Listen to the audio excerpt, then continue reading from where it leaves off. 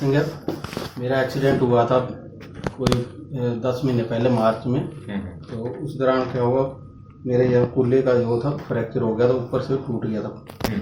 उसके बाद मैं किसी हॉस्पिटल में ऑपरेशन कराया था डॉक्टर ने एट ए टाइम। तो 1 महीने बाद ही ऐसे लगा बीच में वो ऑपरेशन सक्सेस नहीं है, चलने में बहुत दिक्कत हो रही, बहुत दर्द रहती थी मेरे को। उन्होंने आपको चलना कितने दिन बाद शुरू कराया? चलना उन्होंने बोला था भी बीच में 2.5 महीने बाद भी चलना है बीच में, लेकिन बाकर के सहारे बोल रखा था बीच में। लेकिन उसमें मेरे को चलने में वेट एक साइड में ही डल जाता था बीच में। वेट डलता ही नहीं था इस टांग में। मतलब दर्द भी था? दर्द तो बहुत ज़्यादा था, बिना गोली से तो बात बनती नहीं थी। गोली डेली खानी पड़ती थी। जब तक उसका असर है तो ठीक है, नहीं तो दर्द रहता था। चलने में बहुत ज़्यादा प्रॉब्लम थी। तो कितने महीने तक परेशानी रही ऑपरेशन के बाद? ऑपरेशन के बाद तो लगभग परेशानी लगातार ही 2 महीने के बाद 1.5 महीने चालू हो गई थी बीच में। तो डॉक्टर साहब उन्होंने कह दिया था कि तेरा सारा ये पूरा रिप्लेसमेंट होएगा बीच में। तो उस दौरान फिर बीच में करते करते टाइम 5 महीने हो गए मेरे को। तो वहाँ से मतलब आपको किस किस काम में दिक्कत आ रही थी? काम मेरे को मेन तो चलने में बहुत ज़्यादा दिक्कत आ रही थी, भी चला जाता ही नहीं, तभी चलता हूँ जैसे किसी भी सहारे बीच में उसमें वेट एक साइड को झुक जाता था बीच में। तो वॉकर से चल रहे थे? वॉकर से भी चल रहे, दूसरा भी था छड़ी से भी बीच में, बाल तीसरी हाथ में ऐसे चलता था बीच में।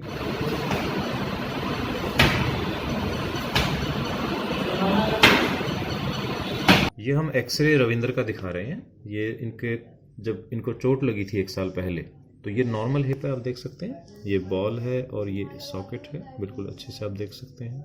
राइट साइड में जहाँ इनको फ्रैक्चर है, तो आप देखेंगे कि ये जो बॉल है ये ऊपर जा रही है और सॉकेट की लाइन नीचे आ रही है। दैट मीन्स कि इनका हिप डिसलोकेटेड है। और इसमें ये जो फ्रैगमेंट दिख रही है आपको, ये बहुत बड़ा फ्रैगमेंट है जो टूट के पीछे चला गया है।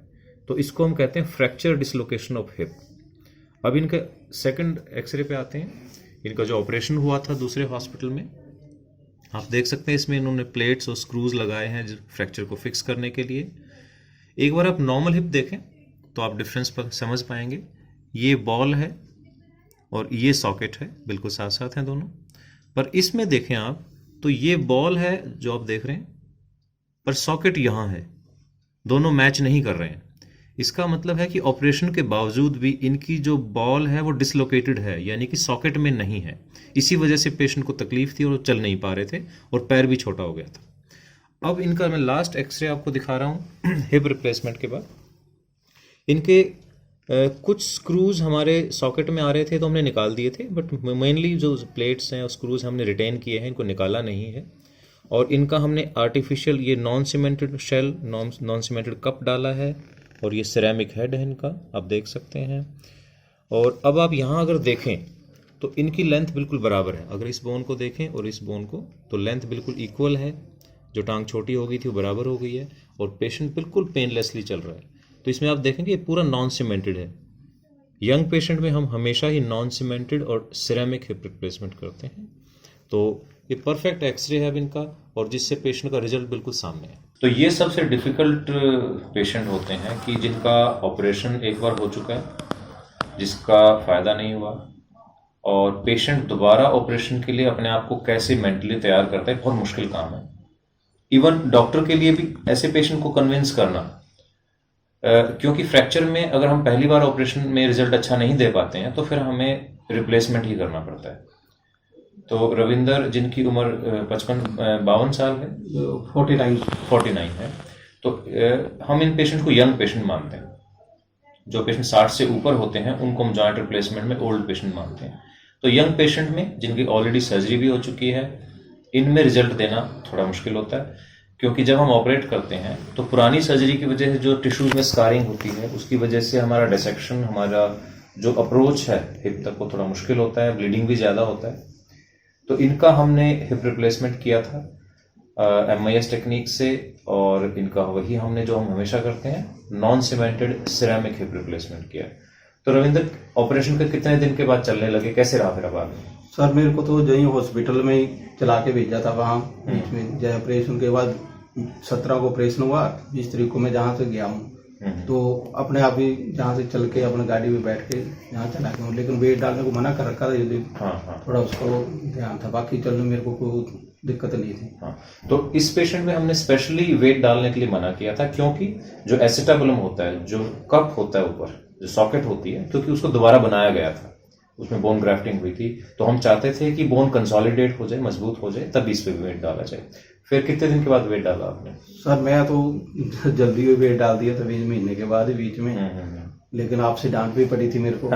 तो ये पेशेंट्स को हम इंस्ट्रक्शंस देते हैं कि जब भी हम बोन ग्राफ्टिंग करते हैं तो कम से कम 1.5 से 2 महीने के बाद वेट डालें। पर रविंदर ने थोड़ा जल्दी किया, जो कि अच्छी बात नहीं है, कई बार रिजल्ट खराब हो जाते हैं, रिस्पॉन्सिबिलिटी लेकिन हम सबकी है। तो अब कैसा महसूस कर रहे हैं, जैसे 4-5 महीने हो गए ऑपरेशन के? सर अब तो मैं महीने के बाद भी इतना रिलैक्स हो गया था बीच में, अब तो बीच में कोई है ही नहीं, जैसे ऑपरेशन है हल्का सा बीच में, जैसे मैं चलता हूँ अभी दर्द नहीं है? दर्द भी नहीं, दर्द तो मैंने सिर्फ 5 दिन जो गोली शुरू में ऑपरेशन के दौरान दी थी वही खाई थी। हाँ। उसके बाद दर्द की मैंने एक बार भी नहीं गोली खाई 5 दिन। तो आप क्या काम करते रहेंगे? मैं दिल्ली फायर सर्विस में। तो अपना काम शुरू कर दिया आपने? हाँ काम तो कर रखा मैंने, ऑफिस ज्वाइन कर लिया? हाँ ऑफिस ज्वाइन कर रखा है बीच में। हाँ। तो यही है कि पेशेंट ने की दोबारा सर्जरी हुई है और अब हमारी ड्यूटी ज़्यादा, एक रिस्पॉन्सिबिलिटी ज़्यादा बन जाती है कि पेशेंट को हम परफेक्ट रिजल्ट दें। तो आज रविंदर का हम वीडियो आपको दिखा रहे हैं, पहले कैसे चलते थे, बहुत तकलीफ में थे, और आज अब ऑपरेशन के जब 5 महीने हो गए हैं,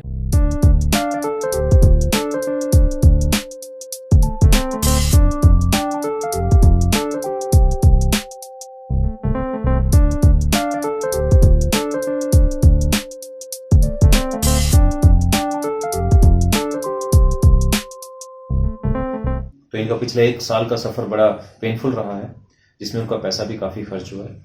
तो फ्रैक्चर एसिटाबुलम के बाद हिप रिप्लेसमेंट करना और उसमें रिजल्ट देना काफ़ी चैलेंजिंग रहता है, और रविंदर आपके सामने एग्जाम्पल हैं। अगर आपके भी आसपास कोई पेशेंट ऐसे हैं या आपको कोई ऐसी दिक्कत है कि जिनका फ्रैक्चर हुआ था और जिसका ट्रीटमेंट प्रॉपर नहीं हो पाया है या उसका रिजल्ट अच्छा नहीं रह पाया, तो आपको ऐसे हिम्मत हारने की ज़रूरत नहीं है। दोबारा ऑपरेशन हो सकता है और आप ठीक चल सकते हैं।